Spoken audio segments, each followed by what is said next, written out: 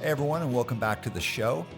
So, for anyone who knows anything about Cadence or who's followed the podcast, you know that I am vegan. And I like to think I'm not an annoying vegan, but I probably am to someone, maybe everyone. I don't know, who's to say. But something I love talking about is vegan business. I'm super interested in the story behind small and big vegan businesses, and very much so like understanding like how do you stay true to what you're about when you started and also continue to grow. And today we have got a great example of that. Before I get into that though, I also want to introduce my co-host for today, Monica Krock. Monica, welcome to the show. Thanks for having me. Happy to be here. Okay, so Monica and I are coworkers, and we are going to interview today's guest together. It's the first time on Cadence that we've had this kind of back and forth, so I'm super excited about it. So, with that, Mitchell Scott, welcome to the show. Thanks so much for having me on the show. Excited to be here. Okay, so man, first question. It's a hard one, but an interesting one. Tell us the story of Very Good Foods. Yeah, absolutely. So I guess I'll take you back spring, summer of 2016. There's this guy named James, classically trained French chef from England. So he's English but knows how to do French cooking. He moves to Vancouver, starts working at a plant-based restaurant called Heirloom, ends up watching a few documentaries, goes vegan. He then meets a girl, has a kid, all in the space of a few months or a year or however long that takes. He then moves to a place called Denman Island. So I'm not sure where your listeners are from, but west coast of Canada, you've got Vancouver. You take the ferry over Vancouver Island. Victoria's at the bottom. About 2.5 hour drive north. You then take another 10-minute ferry, and you're on an island of 1,000 people called Denman Island. He gets there, very quickly realizes that there's no work for him. There's no restaurants there. He's going to have to get a little bit entrepreneurial. At the same time, he's kind of missing the taste of meat.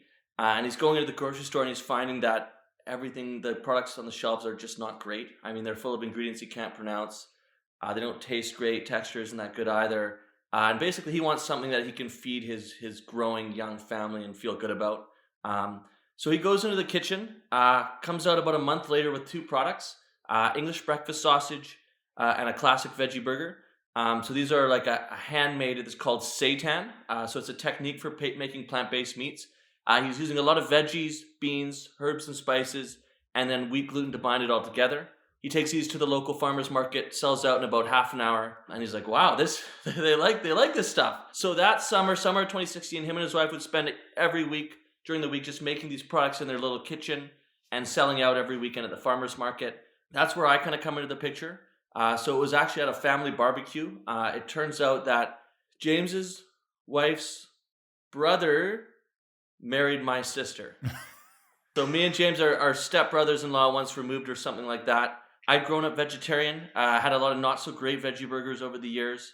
I tried these. I was blown away. He just really nailed it in terms of texture, in terms of flavor. I think his chef background really helped with that. I'd been working remotely for a Japanese company at the time in software and games for about 5 years. I just kind of traveling around and working.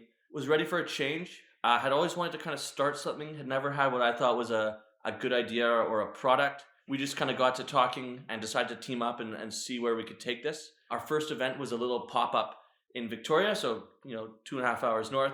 Christmas market at the Victoria Public Market. We set up there, took our coolers down, set up at this little 6-foot table, and once again had a great experience. We posted on the local Vegans of Victoria Facebook group beforehand. Had about 100 people show up, sold out. And while we were there, the market manager approached us about a full-time retail space. So basically there's all these day vendors in the inside with their wares, then there's some restaurants and full-time retail spaces around the outside of this market, kind of like the Granville Market in Vancouver. I'm not sure where you guys are based. They were like, "Yeah, you guys are popular. Why don't check out one of these booths?" And we were kind of like, "Okay, we'll take a look. We'll see what that's about." And we kind of just dove into it. I mean, a couple months later, we opened the first vegan butcher shop on the west coast of Canada. Had about 1,000 people show up on our opening day, and had to shut down for a week after that just to restock everything. So that was February 2017. Since then, we've been struggling to keep up with demand and to keep kind of growing the business. And that was the Very Good Butchers. I got a few other quick things I'm just going to touch on. So that was the Very Good Butchers, and the idea was this vegan butcher shop, high quality meat alternatives, not just burgers and sausages, but doing other products as well, like ribs and steaks and pepperonis. So we had the butcher shop in the Victoria Public Market. We ended up launching a Kickstarter pretty early on to expand into a larger space. We were on Dragon's Den. We just kind of, continued to grow the business and build a community. As of now, so we're now kind of the Very Good Food Company. We went public about 10 months or so ago as the Very Good Food Company. And that was just because we didn't want to just be doing plant-based meats. We saw all these awesome things happening in plant-based cheese and dairy alternatives. And we really wanted to offer kind of a range of products to our customers with the end goal of kind of, going into your fridge or pantry and taking those animal-based products and replacing them with a tastier, healthier, better plant-based version. So that's kind of what we're trying to do at the Very Good Food Company. We sell online across North America. We're getting into grocery stores. And then we have these butcher shop restaurants, which basically kind of introduce our product to people. So you went from the farmer's market to public market in 3 years. Can you tell us about the process involved in that? Yeah. Those are two quite different markets. It just kind of happened. So basically, as we were, in year 2 or something, we were growing, realized that we needed to raise capital to, production equipment's expensive. We needed to raise some money. So I was kind of out there pitching the company on the circuit for, 6 months to a year or so, talking to VCs, talking to angel investors, putting us out there. Had some interest, I had some term sheets. They weren't great. And then one day I was actually just delivering orders in Vancouver, just delivering the orders to this nice place in West Vancouver. Got talking to the guy I was delivering to. Turns out he's a customer, loves our products, and wants to invest. But his whole thing is he doesn't like investing in private companies. I guess there's less liquidity. So he kind of talks to us, and we end up putting a deal together. Basically, him and some friends put in some money so we can scale up operations with the goal of taking the company public on the small cap Canadian exchange. And we look at the other offers on the table and we decided to kind of go this way. I mean, it's definitely not traditional. The traditional food company route is you stay private, you take some VC money if you're doing well, you grow, and then you get acquired by a big multinational, or maybe you IPO, 10 years down the line. So it was definitely early for us. But I mean, at the time, Beyond Meat had just IPO'd, there was a lot of retail interest. We already had a lot of kind of investors from our front funder campaign. So it's an equity crowdfunding platform. So we'd already allowed our customers and our fans to invest in the company. So we saw this as kind of the next evolution. In terms of process, I mean, it was long and hard.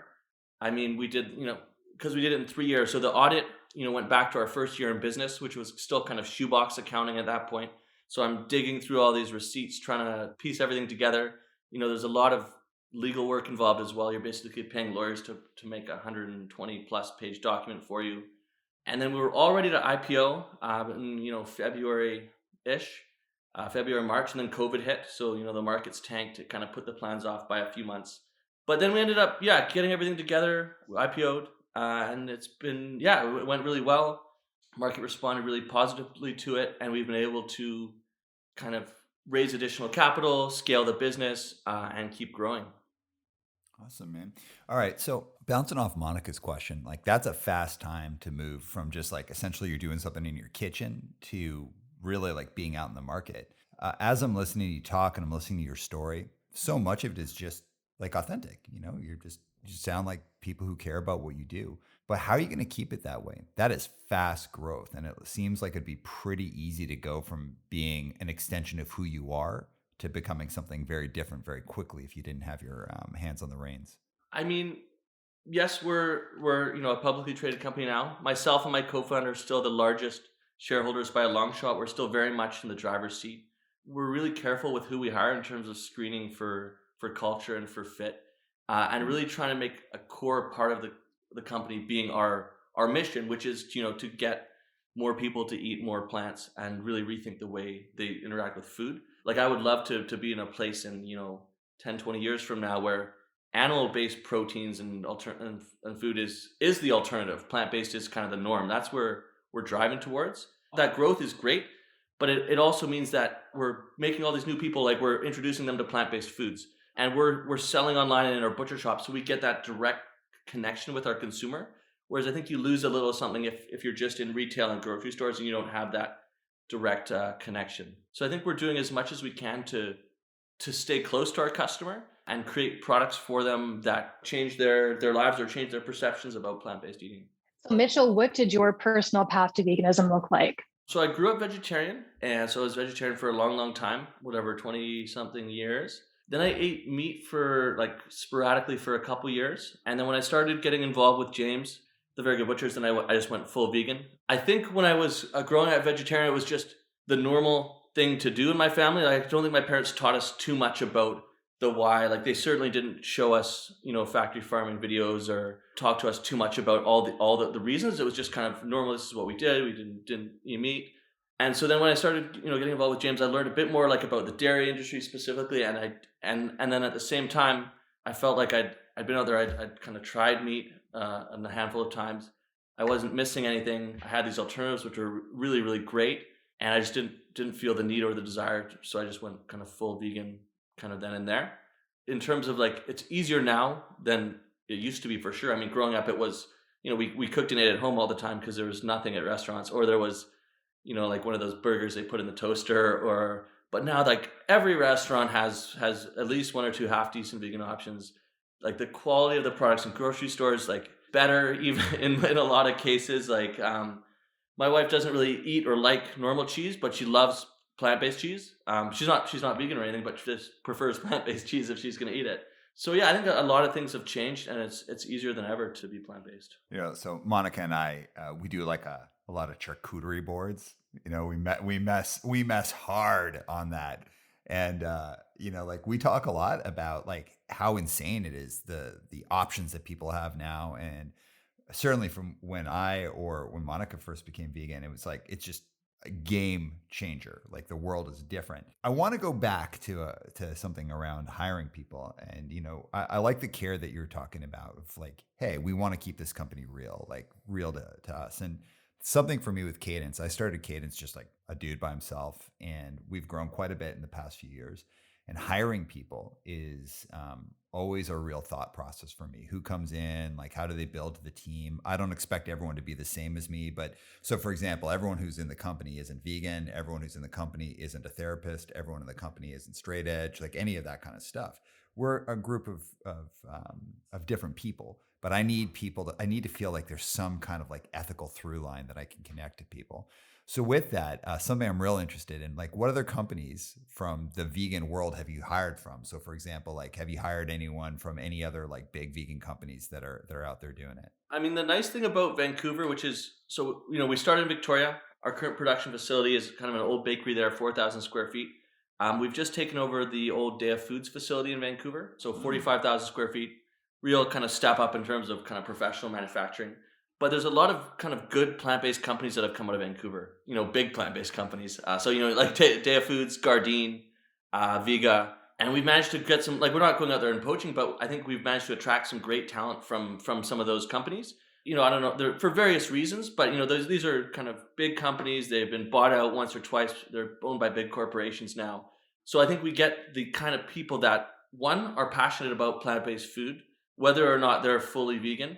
And then two, they want to be in a kind of a high growth, exciting, stimulating environment. And then three, they have, a ton of relevant industry specific expertise, know-how, connections, etc.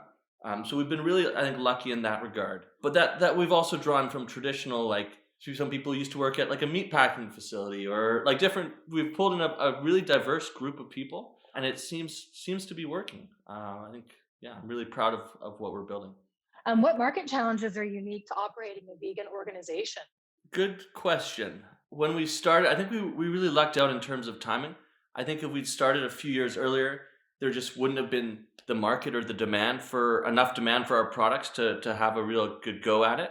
Now I think we're really in a sweet spot. So like plant-based is going mainstream, but there's not a ton of competition. It's coming, but there's not a ton of products on the shelf. So retailers, like for years, retailers have been calling us. We've been saying, sorry, we can't make enough. We'll put you on this waiting list and we'll let you know. So, I mean, that's not going to go on forever. And that's obviously not a market challenge.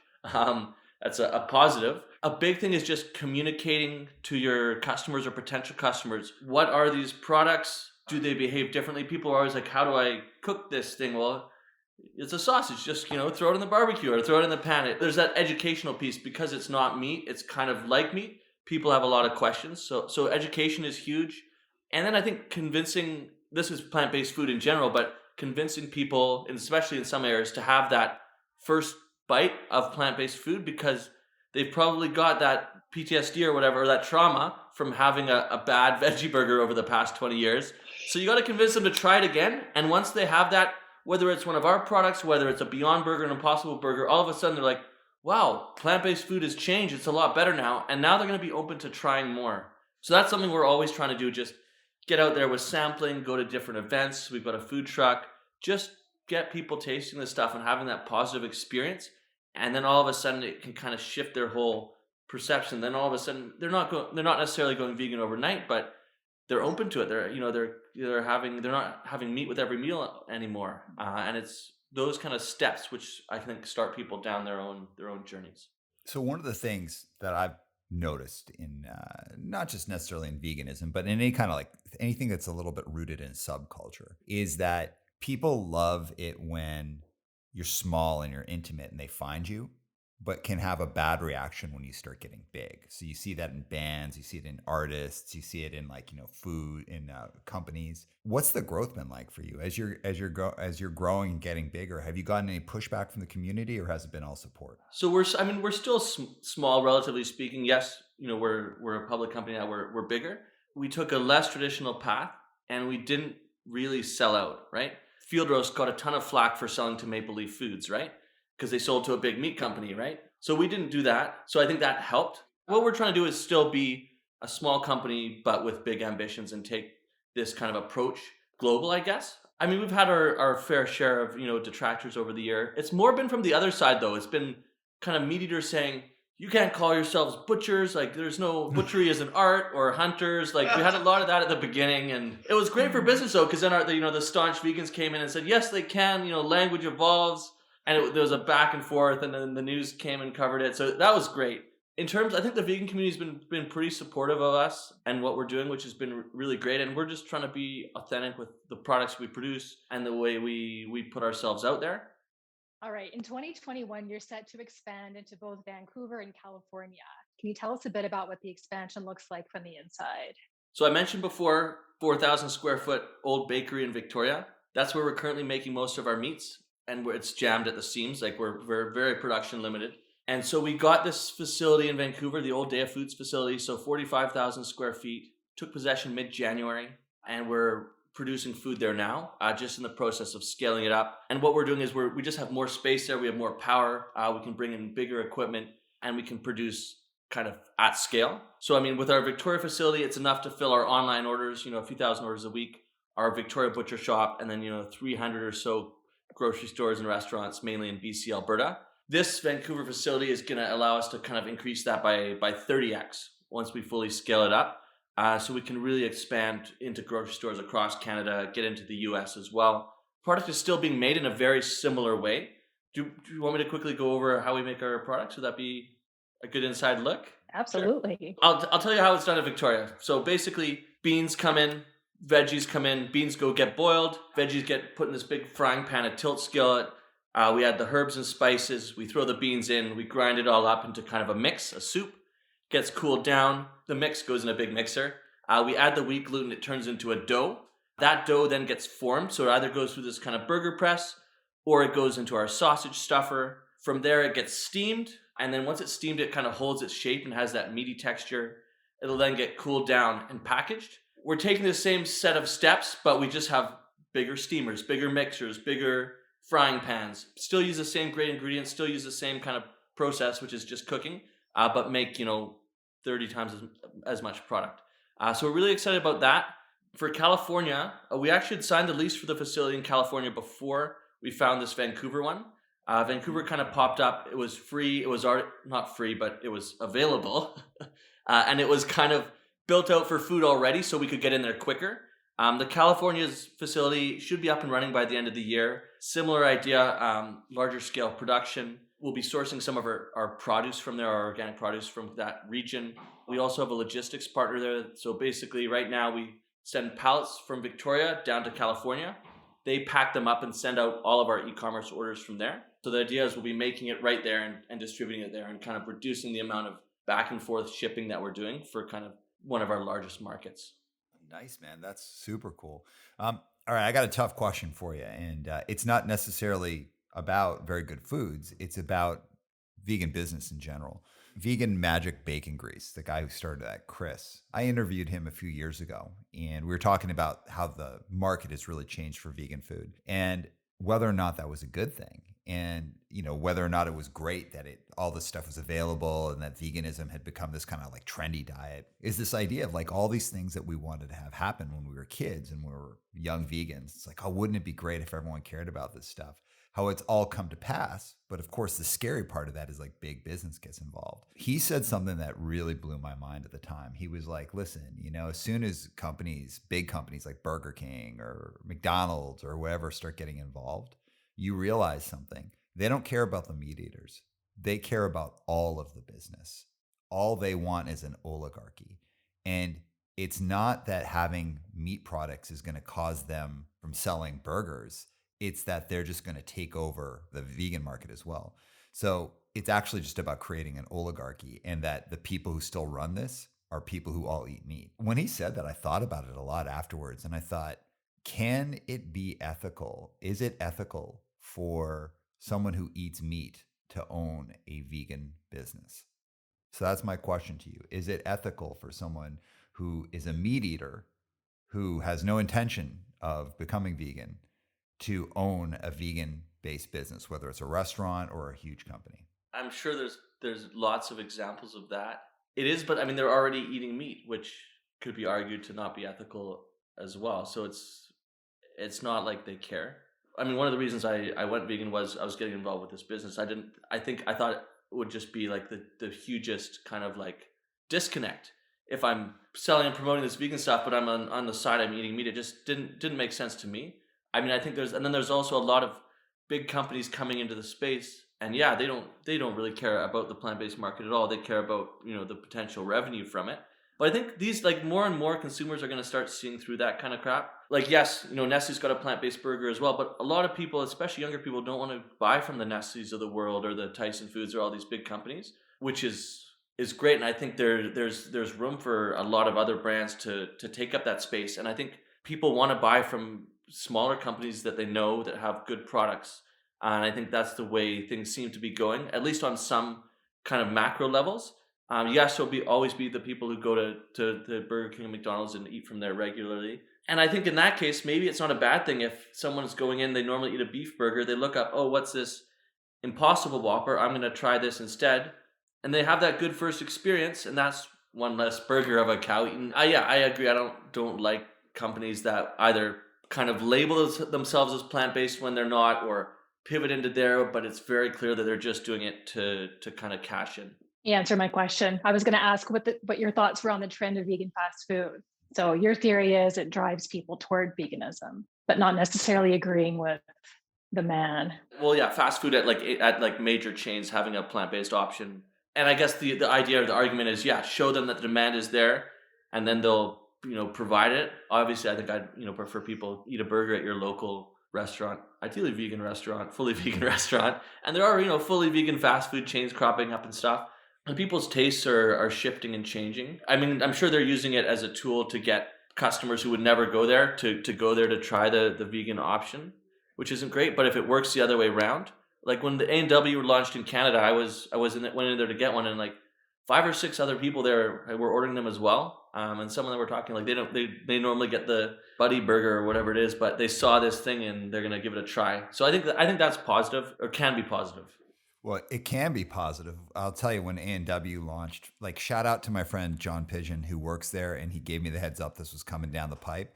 When it came out, I ate so many all in like a month period. I definitely expanded my waistline a lot. So thank you, A&W, for really like causing me some gains there. All right, listen, man, like, for me, it's just such a delicate dance between doing good business and also like growing a company. It's hard. Like, you have to make all sorts of tough choices. It sounds like you're really walking that line and being thoughtful of it. Interesting thing though, is like, before this, you weren't like a leader of a big organization. You were a person who worked in an organization. So what's it been like for you as a professional who's growing, like, kind of unexpectedly been thrust into this really senior role with a lot of responsibility? Yeah, great question. So at my previous organization, I started working there as English customer support. Basically, we sell English games and software into the Japanese market, Japanese games and software out. Ended up just getting involved on the kind of English side because I didn't speak any Japanese and was kind of like the only person there handling that business. Was able to grow it.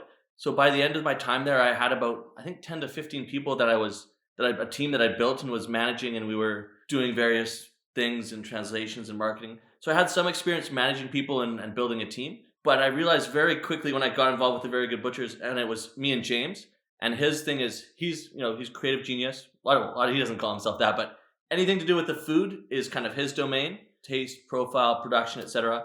And then I'm handling everything else. I realized very quickly that there were some large gaps that I had. Like my focus had been kind of, marketing, biz dev, sales.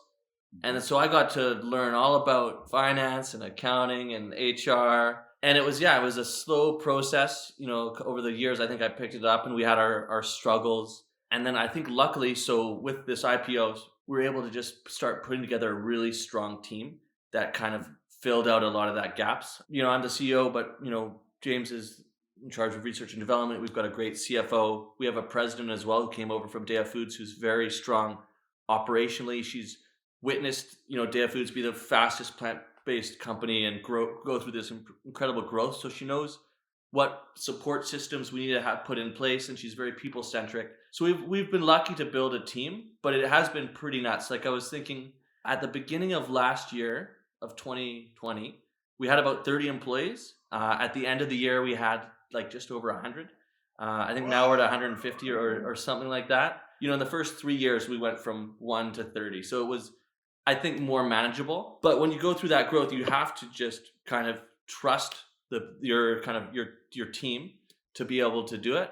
And I found that really kind of almost freeing. So now I can kind of transition a bit and just be more of a storyteller, go on podcasts. I mean, I'm still working and doing stuff, but I'm not having to do as much of for the first 3 years, I was in the restaurant on the weekends, around the till, it was everything, right? So it's allowed me to not step back, but to kind of shift my role a bit just by putting that team in place and having, really good people. I think at the end of the day, if you treat people kind of with compassion and you kind of keep your mission and your purpose as the core, that'll cover for a lot of mistakes, provided you also have enough money to keep the lights on, which is the other tricky thing. We definitely, we scraped by for the first few years, but it seems like we're on track.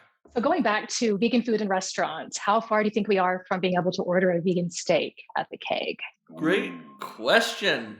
You know what? I would love to see something like that. In terms of vegan steak in general, I don't think there's anything in North America. There was that Vivera launch in the UK in grocery stores and it kind of blew up. I'm not going to say what our plans are for food service, but I think what's going to happen is more and more restaurants and larger chains, a lot of them have already jumped on the plant-based bandwagon. I think some are playing catch up.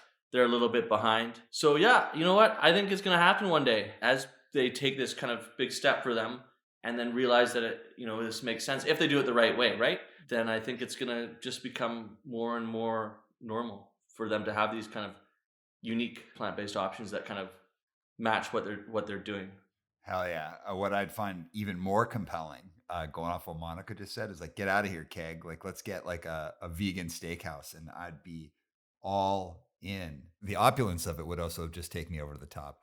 All right. So as we're wrapping up, Mitchell, this has been a great conversation. I like to add off with a top three kind of question. So I'm going to ask you a top three question. I'm going to ask Monica one, and then I am going to weigh in as well. But before we do that, any advice? So I've got two questions for you. First, any advice for the young entrepreneurs out there who've got a great idea and they want to do it? We're going to keep this one specifically for the young vegan entrepreneurs, but I think we can transition it over to anyone who's got a great idea. What would you say? What's the advice you'd give for someone who's wanted to start a business? Yeah, I think the big thing is start. Don't sit on it. Don't wait. It's not easy. It's the hardest thing ever, but you can get it started in your spare time.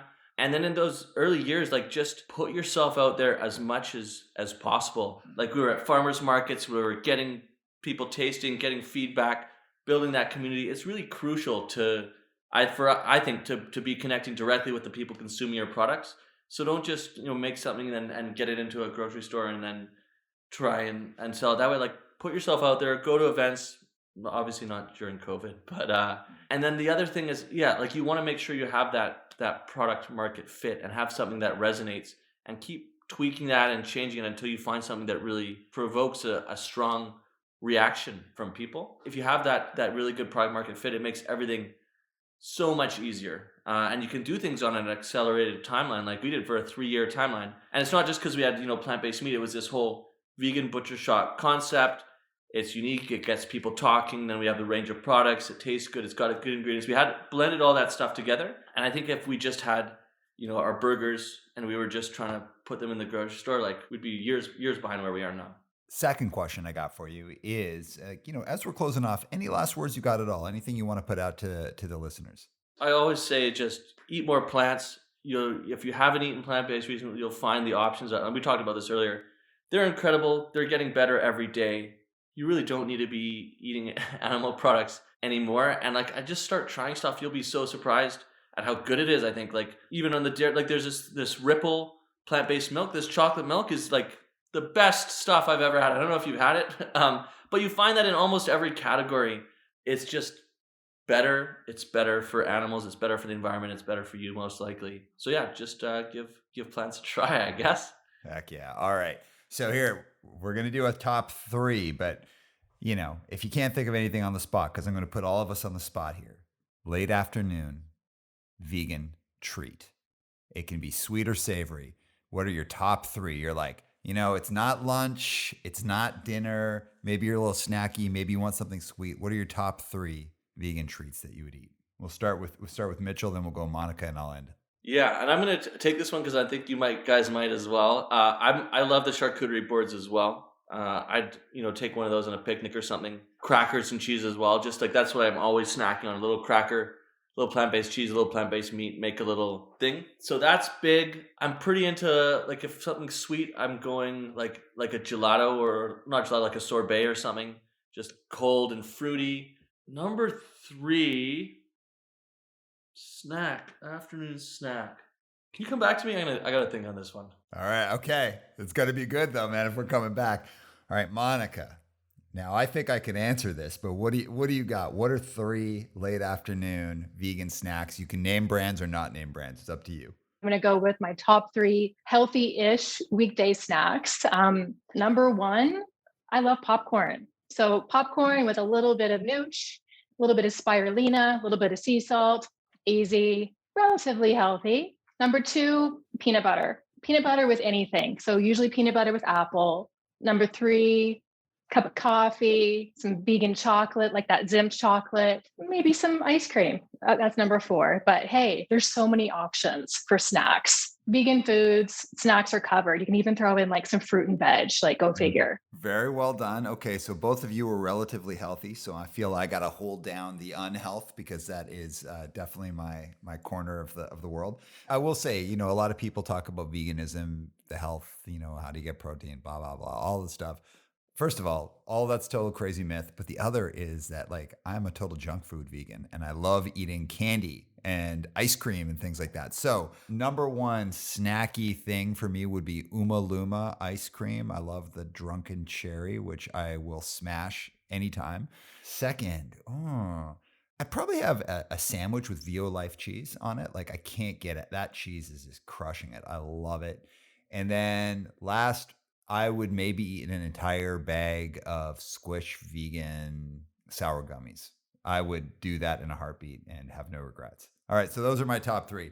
Mitchell, back over to you. I haven't had those. Where's Squish from? I've been having the Smart Sweets pretty regularly. They're vegan gummies. Enjoying those, and the Vigo chocolate bars on this whole junk food train. Is Squish a local company or? Squish is a Montreal-based company, and not everything they have is vegan. So they definitely have a ton of vegan stuff. And so we pick ours up from Vegan Supply, and they have a lot. And you can also order it online, and it's really good, which means it's really bad for me because I can't stop eating it. But yeah, they're great. Sweet. Okay, so your final pick, Mitchell. Yeah, as I said, I was gonna go with the gummies as well. So the Smart Sweets, and then also the Vigo chocolate bar from Europe is pretty tasty with the hazelnuts. Heck yeah, awesome. All right, listen, man, thank you so much for joining us. This was a real cool conversation, and I also compliments on what you've done. It's really cool, super inspiring to see what is relatively for us a local company. You know, I'm here in Vancouver and Monica's in Calgary, but we're both in Western Canada. It's really cool just to see what you're doing. And I also say what I would sit down and eat all at one go. I have many times crushed a very good butcher pepperoni all to myself, and no regrets on that. So, man, all the best to you in the future, and thank you so much for joining us. Monica or Mitchell, any last words from either one of you? No, I mean, thanks so much for having me. I had a great conversation with you guys, and yeah, thank you. Yeah, thanks for having me on too. This was a lot of fun. All right, everyone. So I'll see you in the outro, and Spencer, drop the beat.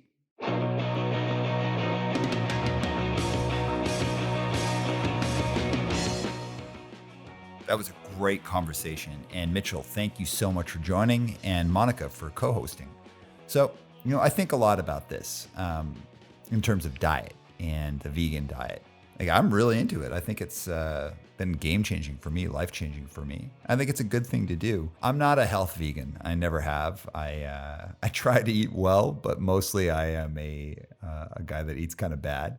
And I like it. I enjoy it, and I try my best to eat well, but I sure enjoy eating poorly.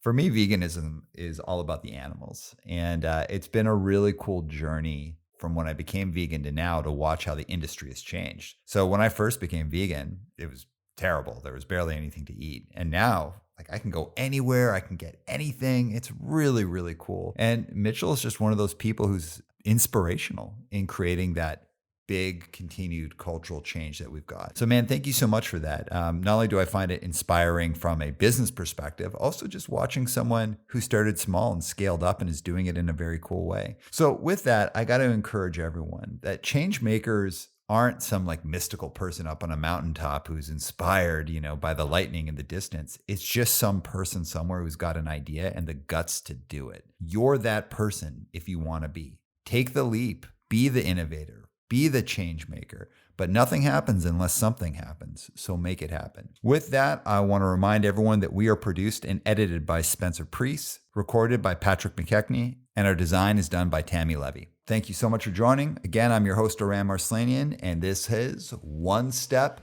Beyond. One